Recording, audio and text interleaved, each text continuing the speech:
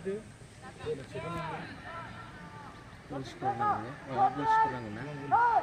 Gol skor namun na.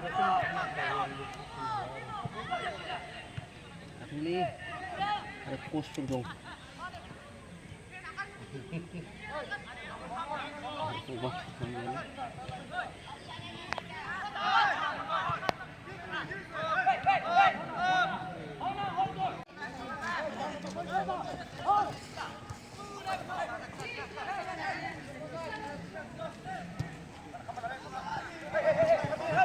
Wah, Panel, sebentar tuh.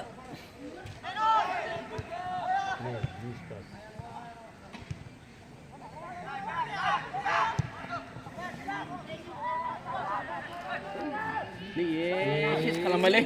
Hut. Korban guys.